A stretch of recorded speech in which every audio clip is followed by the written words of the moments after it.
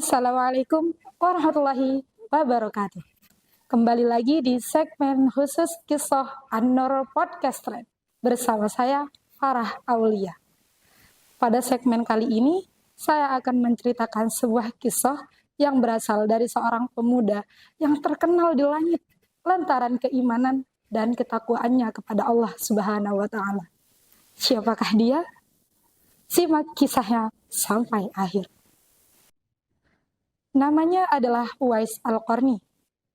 Ia adalah seorang pemuda yang berasal dari Yaman yang hidup sezaman dengan Nabi Muhammad SAW.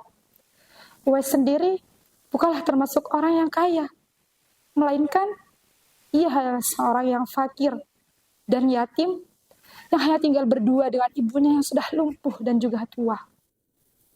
Sehari-harinya Uwais hanya mengandalkan penghasilan dari menggembala domba. Hasil dari menggembala tersebut hanya cukup untuk makan ibunya. Apabila ada kelebihan, ia gunakan untuk membantu tetangganya yang juga mengalami kesusahan. Selebihnya, Uwais sering berpuasa dan hidupnya hanya untuk beribadah kepada Allah Subhanahu wa taala dan berbakti kepada ibunya. Mengapa hanya kepada ibunya? Karena ayahnya telah lama meninggal dunia. Pada suatu hari, Uwais merasa sedih, kecewa dan juga iri dengan tetangganya yang pernah bertemu dengan Nabi Muhammad SAW. Uwais sendiri sangat ingin bertemu dengan baginda Nabi. Akan tetapi, di saat yang sama, ibunya tidak bisa ia tinggalkan.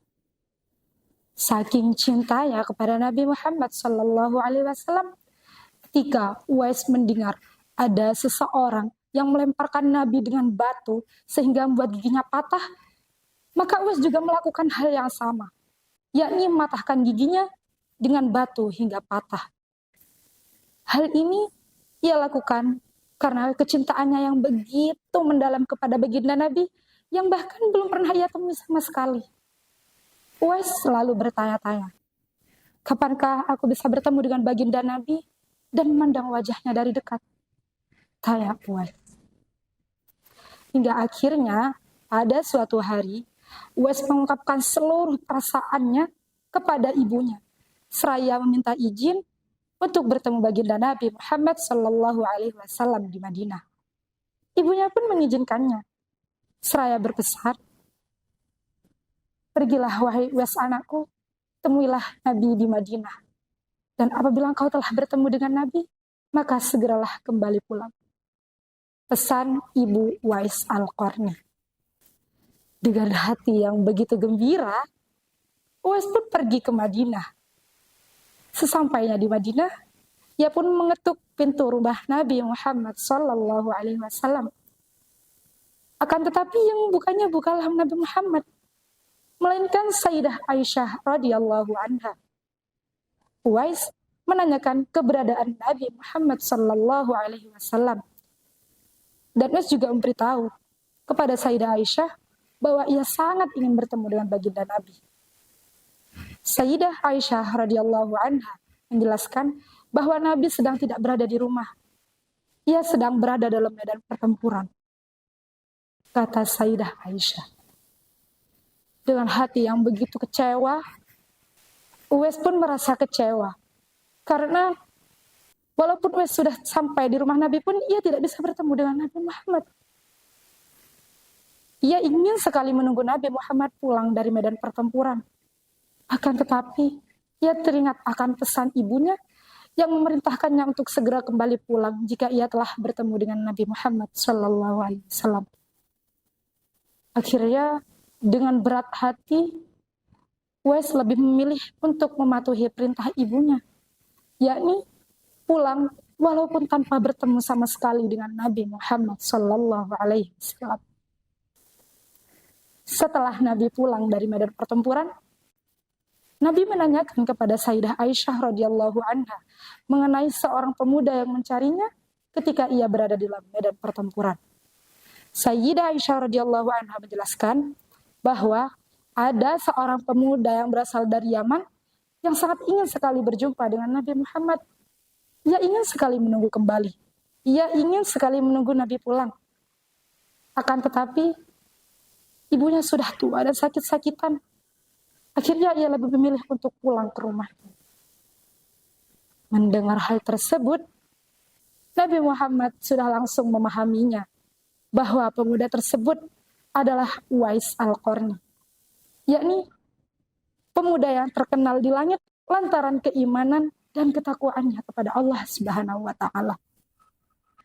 Kemudian Nabi Muhammad SAW menceritakan mengenai pemuda tersebut kepada para sahabatnya.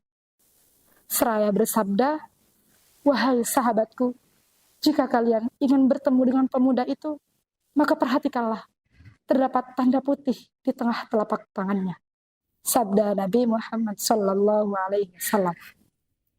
Nabi Muhammad juga berpesan kepada para sahabatnya, jika bertemu dengan pemuda tersebut, agar minta untuk dibacakan doa dan istighfar untuk mereka. Pesan Nabi Muhammad SAW. Tahun pun berganti seiring berjalannya waktu. Khalifah Umar radhiyallahu anha teringat akan sabda Nabi tersebut. Akhirnya Khalifah Umar pun mencari-cari keberadaan Uwais dalam rombongan kafilah Yaman. Hampir saja Khalifah Umar tidak menemuinya. Akan tetapi Khalifah Umar terus saja berusaha hingga dia pun bertemu dengan pemuda tersebut.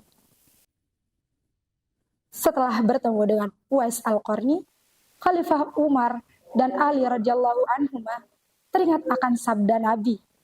Akhirnya mereka berdua pun memutuskan untuk melihat telapak tangan pemuda tersebut. Dan benar saja, di tengah telapak tangan pemuda tersebut terdapat tanda putih sesuai yang disabdakan Nabi Muhammad SAW. Akhirnya Khalifah Umar dan Ali radhiyallahu anhuma meminta kepada pemuda tersebut untuk dibacakan doa dan istighfar untuk mereka. Akan tetapi pemuda tersebut menolaknya, seraya berkata, "Seharusnya hambalah yang seharusnya minta doa kepada kalian," kata pemuda tersebut.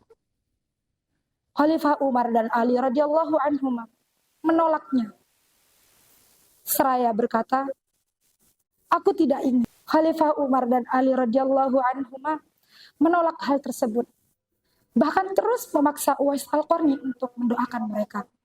Hingga akhirnya Uwais Al-Qarni pun mendoakan mereka. Kemudian Khalifah Umar radhiyallahu anhu hendak memberikan jaminan hidup kepada Uwais Al-Qarni. Namun lagi-lagi ditolak oleh pemuda tersebut. Seraya berkata, "Hamba mohon, biarlah hari ini saja hamba diketahui oleh orang. Dan untuk hari-hari berikutnya, biarkanlah hamba yang fakir ini tidak akan pernah diketahui oleh orang lagi," kata Al-Qarni. Beberapa tahun kemudian, Uwais Al-Qarni meninggal dunia. Anehnya, pada kematian Uwais Al-Qarni, datanglah beribu-ribu manusia yang berebut untuk merawat jenazahnya. Penduduk Yaman yang melihat hal tersebut tercengang dan terheran-heran. Karena penduduk Yaman pun tidak pernah mengenal satu pun dari ribuan manusia tersebut. Lantas, dari manakah ribuan manusia itu datang? Setelah berita kematian Uwais Al-Qarni tersebar dengan cepat dan begitu luas, akhirnya penduduk Yaman pun mengetahui bahwa sesungguhnya Uwais Al-Qarni bukanlah penduduk bumi, melainkan penghuni langit. Dan ribuan manusia yang datang untuk berebut jenazahnya ialah malaikat yang dikirim oleh Allah Subhanahu wa taala untuk merawat jenazah Uwais Al-Qarni. Begitulah akhir kisah dari Uwais Al-Qarni. Semoga dengan adanya kisah tadi dapat memberikan pelajaran pada kita semua bahwa betapa pentingnya dan betapa harusnya kita harus berbakti kepada orang tua dan mengasihi kedua orang tua kita. Sekian yang dapat saya sampaikan. Saya Farah Aulia pamit undur diri dan terima kasih telah mendampingi.